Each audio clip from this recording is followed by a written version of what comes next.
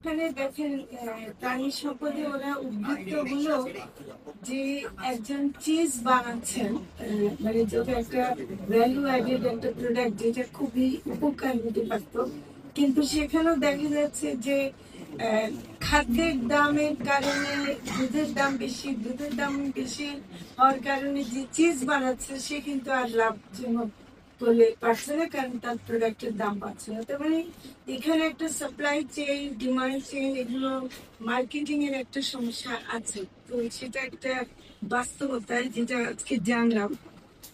সার্বিকভাবে যেটা মানে মৎস্য এবং প্রাণী সম্পদ পালন যারা করছে তাদের একটা বড় সমস্যা হলো খাদ্যের দাম বেশি, এবং 60 to 70% কস্টে খাদ্যের দামের মধ্যে চলে যায়। আরেকটা বড় সমস্যা হলো যে খাদ্য উৎপাদনকারী মাত্র কয়েকটি কোম্পানি, তারা তাদের মধ্যে এটা একটা অলিগোপলিস্টিক একটা কন্ট্রোল হয়ে গেছে। এখানে আসলে আমাদের একটু কাজ করতে হবে, এটাকে ভাঙতে হবে। যদি না ভাঙা যায় সরকার দিক থেকে, এটা আমি সে বোঝার পরের সময় লেগেছে এটা বুঝতে, যদিও তারা সার্ভিস দিচ্ছেন কিন্তু তাদের সীমিত কয়েকটা কোম্পানির মধ্যে থাকার কারণে তাদের হাতে দামটা রয়ে গেছে। আবার তাদেরও কিছু সমস্যা আমাদেরকে তারা যখন বলেন, সেটা হলো যে তারা যে খাদ্যটা তৈরি করেন সেই খাদ্যটার ইনগ্রেডিয়েন্টটা আসে বিদেশ থেকে। এইটার আবার যখন আসে তখন সেটার আবার শুল্ক যেটা আরোপ করা হয়, এআইটি আছে, অ্যাডভান্স ইনকাম ট্যাক্স আছে, এবং আরো কিছু শুল্ক আছে। সেটার কারণে তাদের ওরা বলছে যে আমাদের আমদানি করার ইনগ্রেডিয়েন্টের দাম বেশি, ফলে আমাদের সব দাম বেশি। এটা একটা চেইনের মতো হয়ে আছে। আমি মনে করি যে আমরা নিজেরাও আলোচনা করে দেখেছি যে আমরা যদি খাদ্যটা নিজেদের দেশে এবং নিজেদের উপকরণটাও যদি, যেমন ভুট্টা যদি করি বা অন্য যা কিছু দিয়েই, আর প্রাণীর সম্পদের ক্ষেত্রে যেটা আমরা বুঝেছি যে দানাদার খাদ্যের বাইরে গিয়ে আপনারা যদি ঘাস এবং এগুলোর উপর নির্ভরশীলতা বাড়াতে পারে, নিশ্চয়ই খাদ্যের দাম মানে এরকম চাপ পড়বে না। কিছু খাদ্য দানাদার খাওয়াবে কিন্তু এটা চাপ পড়বে না। তো এগুলো আমরা চেষ্টা করছি এবং এগুলো নিয়ে গবেষণা হচ্ছে। তো খাদ্যের দাম আমি বুঝতে পারছি যে এটা অনেক নিয়ন্ত্রণের বাইরে, এবং এটা একটা বড় চাপ। হ্যাঁ, এবং এটা নিয়ে আমরা যারা খাদ্য উৎপাদন করেন তাদের সাথেও কথা বলছি। এটা একেবারে জাতীয় সমস্যা। আমি এই মন্ত্রণালয়ে যোগদান করার পরে আমি বোধহয় এখন প্রায় 30-40টা জেলায় গেছি, বিভিন্ন জায়গায় গেছি। প্রত্যেক জায়গায় এই সমস্যা, প্রত্যেকটা জায়গায়। কাজে এটা আপনাদের কাছে শুনে আমি মোটে একটু অবাক হচ্ছি না, এবং এই সমস্যাটা আছে। বিদ্যুৎ বিলের ব্যাপারে আমি একটু বলি, সেটা হলো যে এটাও একদম প্রথম থেকে শুনে আসছি, আজকেও শুনলাম, বুঝছেন। সেটা করতে গিয়ে আমরা যেটা করেছি যে বিদ্যুৎ বিভাগের সাথে, মন্ত্রণালয়ের সাথে কথা বললাম। তারা প্রথমে বললো যে এটা একটা ভর্তুকি দিতে হবে, কিন্তু আমরা যেটা আসলে বড় আবিষ্কার যেটা আমরা করলাম এটা নিয়ে কাজ করতে গিয়ে, যে কৃষির সাথে আসলে কৃষিতে যে রেটে দেওয়া হয়, মৎস্য এবং প্রাণী সম্পদকে তারা শিল্প রেটে বা কমার্শিয়াল রেটে দিতে বাধ্য করে। মানে আমরা কৃষির বাইরে, অথচ আবার আমরা কৃষির উপখাত। এই যে একটা দ্বৈততা, নীতির মধ্যে দ্বৈততা এতদিন ছিল, এখন শেষ পর্যন্ত আমরা এটা নিয়ে নানা দিন দরবার করতে করতে শেষ ধাপে এসে পড়েছে যে এখন বাংলাদেশ এনার্জি রেগুলেটরি কমিশনের কাছে গেছে, তারা একটা শুনানি করবে। আমরা তাদের কাছে বলছি যে তারা শুনানি করে জানতে চাইবে যে এটাকে কৃষি রেটে দেবে নাকি অন্য কোনো রেটে দেবে। তো আমরা আশা করছি যে শুনানিতে আমরা, আমাদের খামারিরাও যাবেন কিছু, তারা নিশ্চয়ই এটা প্রমাণ করতে পারবেন যে এই যে রেটে নেওয়া হচ্ছে ওটা ঠিক না, ফলে এটাকে কৃষি রেটে করা হোক।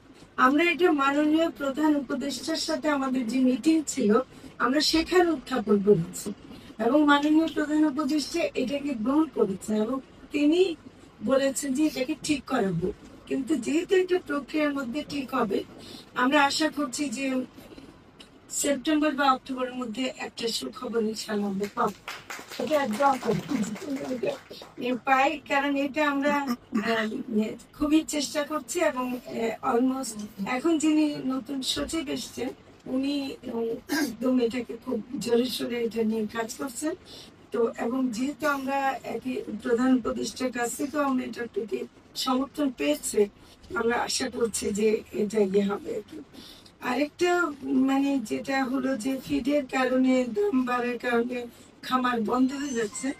একটা কথা বলি, হ্যাঁ, মানে মৎস্য এবং প্রাণী সম্পদ আপনারা যে বললেন না প্রকল্প নাই, এই কথাটা আমার সাথে একটু কেমন কেমন লাগলো। আসলে সরকারের কাজ তো চলমান থাকবে, এটা প্রকল্প কেন্দ্রিক হলে প্রকল্প থাকলে কিছু টাকা বেশি আসে, এটা ঠিক, কিন্তু কিছু কাজ আছে সরকারের যেটা করতেই হবে, যেমন সচেতনতা বাড়াবার কাজ, ভ্যাকসিন দেওয়ার কাজ, এগুলো করতেই হবে।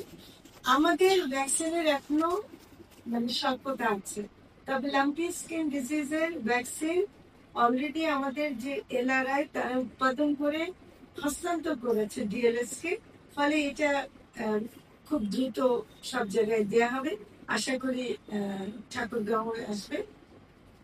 এফএমডি যেটা খুরা রোগ, ওটার জন্য আমরা অনেক, এটা খুব দামি একটা ভ্যাকসিন আনা হয়েছে, ওটাকে আমরা 4টা জেলায় অলরেডি আমরা শুরু করেছি, একটা ডোজ দেওয়া হয়ে গেছে, আরেকটা ডোজ দিচ্ছে।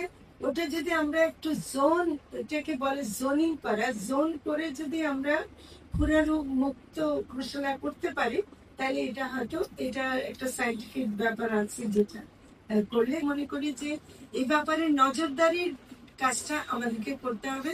আমাদের মৎস্য কর্মকর্তা এবং প্রাণী সম্পদ কর্মকর্তাদের যেমন ফিডও যে সব মিশায়, হ্যাঁ, অ্যাডাল্টারেশন তো আছে, ক্ষতিকর জিনিস বিষয়, সেগুলো আমরা যেন বন্ধ করি আর কি।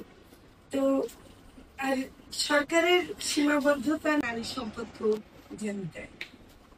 এটা একটা হয়তো বা স্থানীয় ভাবে আপনাদের কাছে সে তথ্যটা আসেনি, কিন্তু এই কথাটা গভর্নর নিজের মুখে বলেছেন।